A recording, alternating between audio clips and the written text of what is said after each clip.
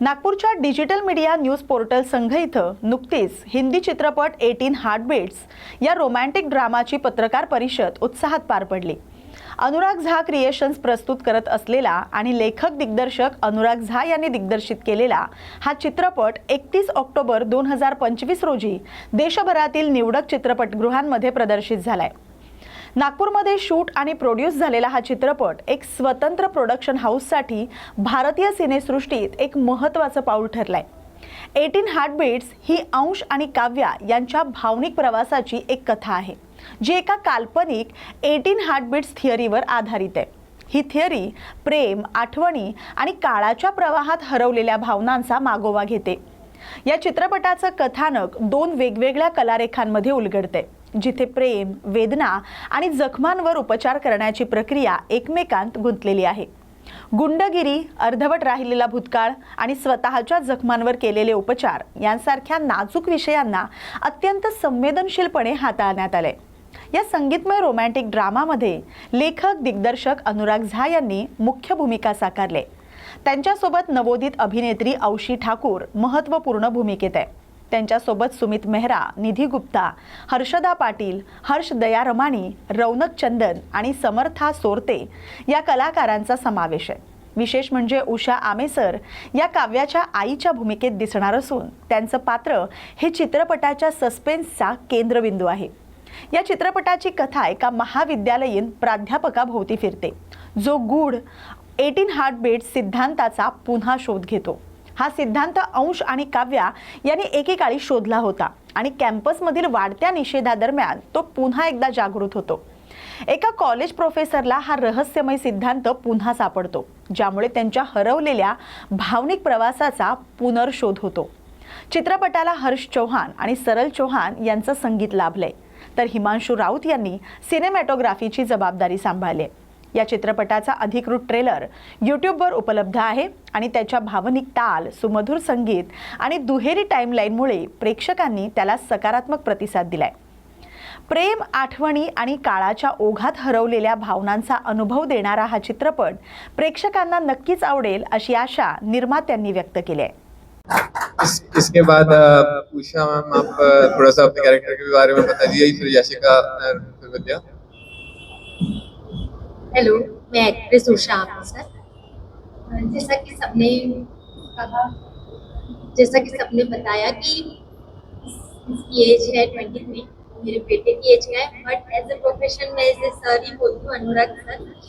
इनके साथ काम करके मूवी में बहुत ही ज्यादा अच्छा लगा। इसका डेडिकेशन और जुनून मैंने जो काम के प्रति देखा ना, कि मतलब मेरा रोल तो बहुत छोटा है उसमें, और कहानी की मांग ही उतनी थी शायद, बट इतने छोटे से टाइम में मैंने इसका डेडिकेशन देख के मैं यही कहूँगी सारी पब्लिक से कि सबको जाना चाहिए, और जो नागपुर से प्यार करता होगा, नागपुर की खूबसूरती को देखना चाहता होगा, वो इस फिल्म को जरूर देखने जाए। बाकी सारी टीम ने वैसे उसमें बहुत ज्यादा मेहनत की है और स्टोरी भी बहुत अच्छी है, और सबसे एक इम्पोर्टेंट बात है कि मेरा एक डायलॉग उसमें फेमस हुआ है, तो मैं उसमें बोलूंगी। माइक थोड़ा पास में लीजिए। अच्छा बताऊं क्या तेरे बाप को? ये डायलॉग मेरा उसमें काफी वायरल हो रहा है, सबको पसंद आ रहा है, और मेरे भी सर्कल में जिन्होंने भी मूवी देखी है, तो मतलब मूवी सबको इतनी हर चीज मूवी में अच्छी लगी है कि नागपुर के लोगों ने मिलकर इतनी अच्छी मूवी बनाई है, तो ये सबको बहुत पसंद आ रहा है। तो जो ना देखे हैं अभी तक, तो उनसे रिक्वेस्ट है कि जाइए, मिस ना कीजिए, जरूर देखिए।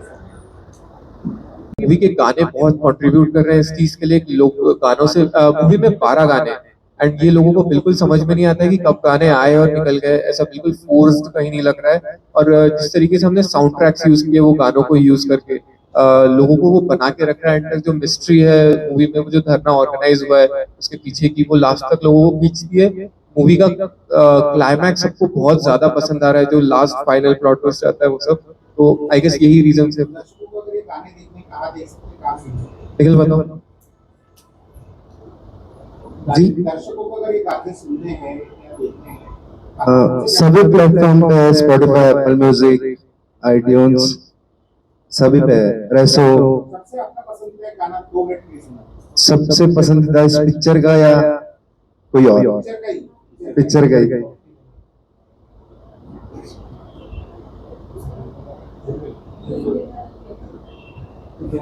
आप सब भी ज्वाइन कर सकते हैं। Check check. अभी मेरे दिमाग में ही था वो गाना, अभी इतने सारे गाने हैं तो मैं कंफ्यूज हो गया हूँ।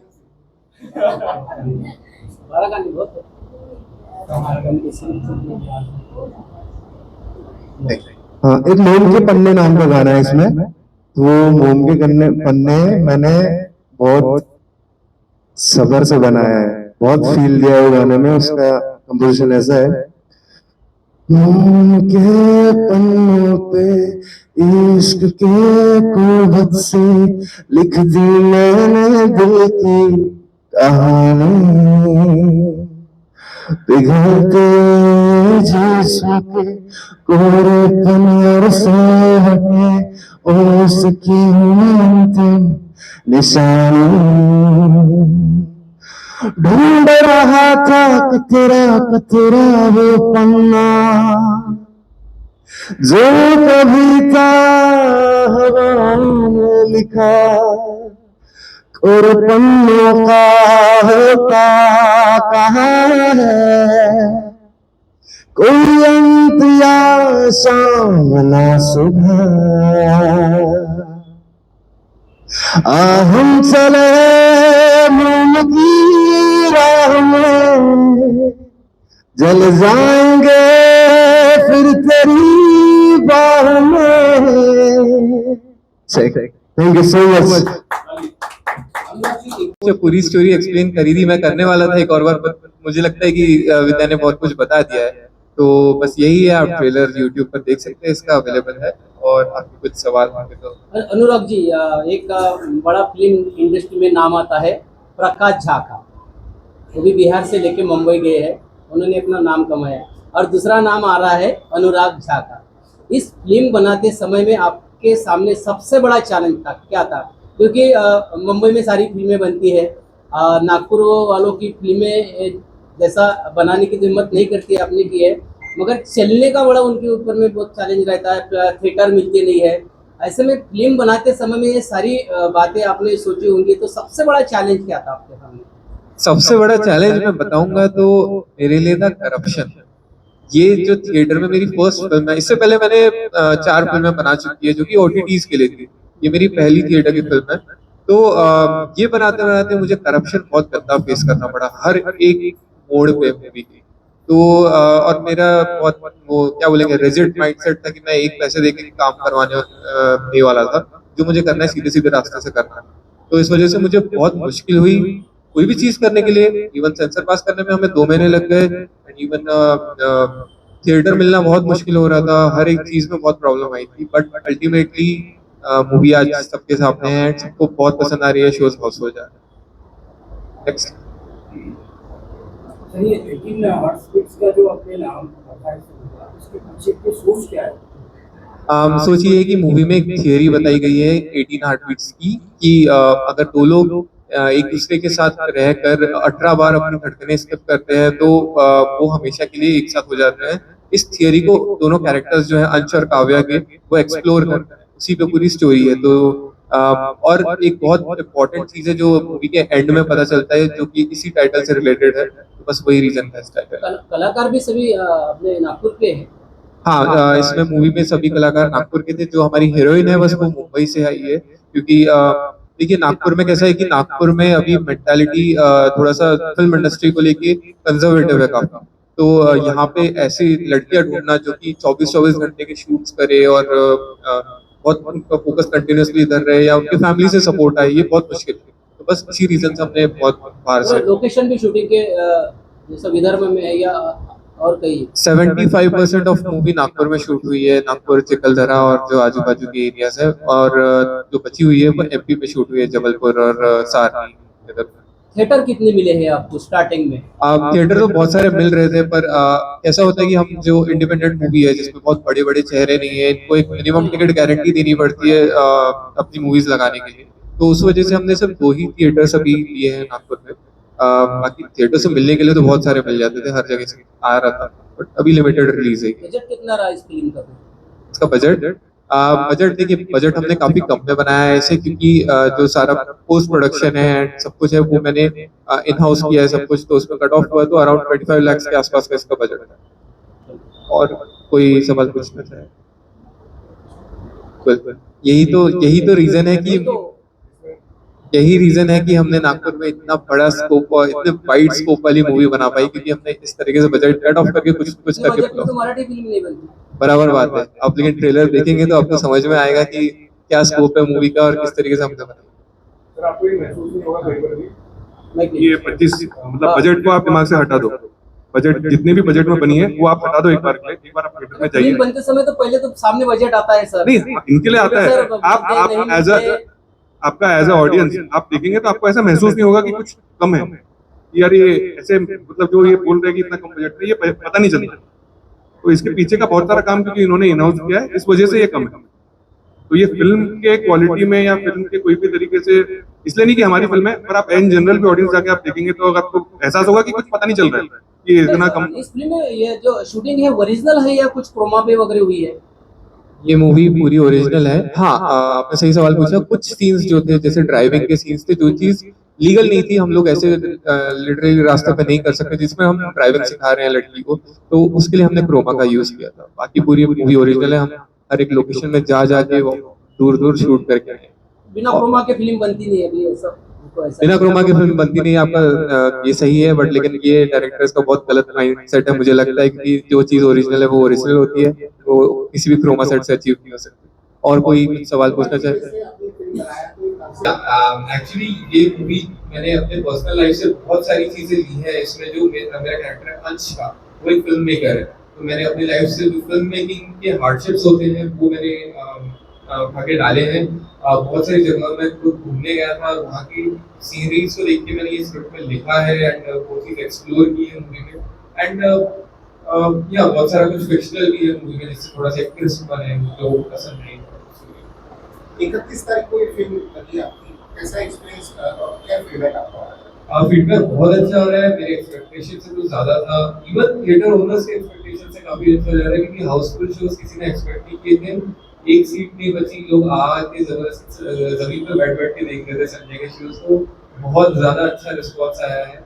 एंड बस वही एक्सपेक्ट कर रहा हूँ कि विदाउट अब एक्चुअली हुआ ये है कि हमारी मूवी अभी रिलीज हुई है एंड आप जानते हो कि शाहरुख खान का बर्थडे था अभी, एंड उनकी 7 पिक्चरें रिलीज हुई थी नागपुर में।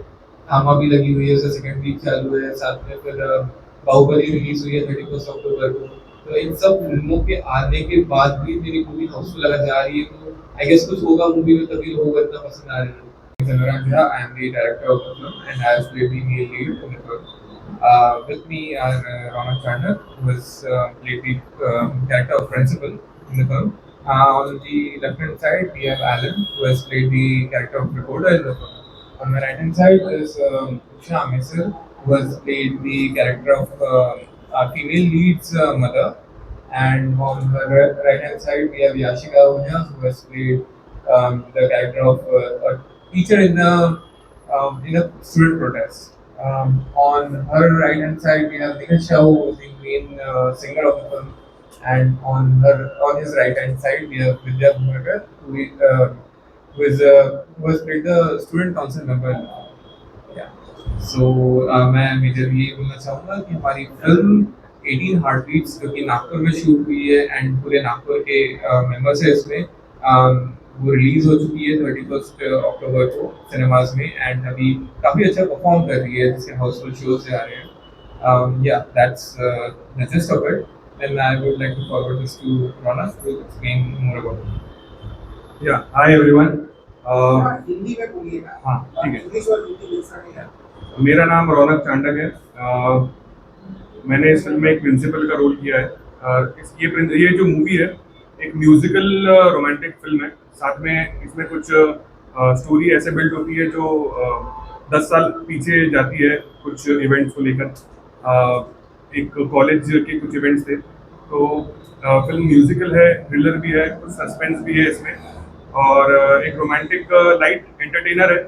बहुत अच्छे गाने हैं फिल्म के। गाने के जो मेल सिंगर है वो यहाँ हमारे साथ बैठे हुए हैं, तो हमारी ये उम्मीद है कि आप लोग जाएंगे और बहुत फिल्म को सपोर्ट करेंगे।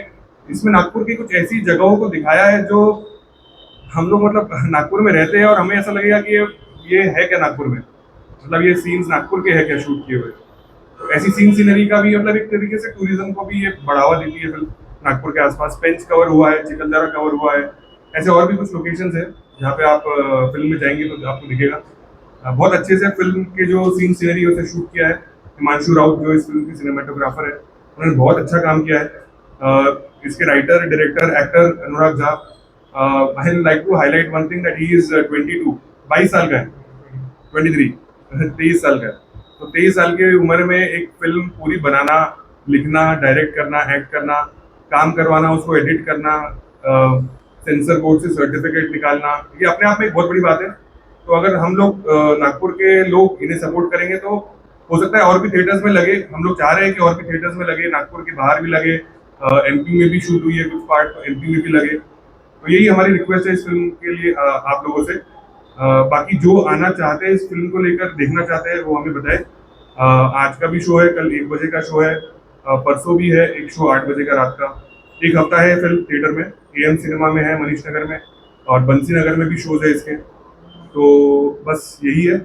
आहूजा है एंड मूवी में मैंने मल्होत्रा मैम का किरदार निभाया है, जिसमें मेरे साथ समीर सर भी थे और हम लोगों ने स्टूडेंट्स का जो धरना होता है, प्रोटेस्ट होता है, उनमें उनको सपोर्ट किया है बिकॉज उन लोगों को जस्टिस चाहिए था।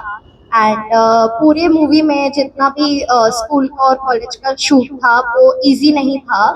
उसमें इतने लोगों को संभालना, इतने स्टूडेंट्स को संभालना was not easy at all. But Anurag ने वो बहुत प्रोफेशनली और बहुत अच्छे से वो सब मैनेज किया एंड आई थिंक सबको मूवी देखने जाना चाहिए। सो या, थैंक यू। कर रहे थे टीपीएस में हमारा एक शूट था, उसमें एक डॉगी का था हमारे वहाँ पे, और जैसे ही वो आया, एक्चुअली वो फिल्म में नहीं है, हम नहीं डाल पाए उसे किसी कारणों की वजह से, पर वो बहुत अच्छा सीन था। और सेट का मैं कहना चाहूंगी कि जितने भी लोग थे, पूरे सारे नागपुर के लोग थे, नागपुर का लोकेशन था, सब लोग इतने कोऑपरेटिव थे। मेरा तो पहला एक्सपीरियंस था एक्टिंग में। सब लोगों ने बहुत अच्छे से चीजें बताई, सिखाई भी, और it was great experience working with Anurag Jha and 18 heartbeats की पूरी टीम के साथ काम करके मुझे बड़ा मजा आया।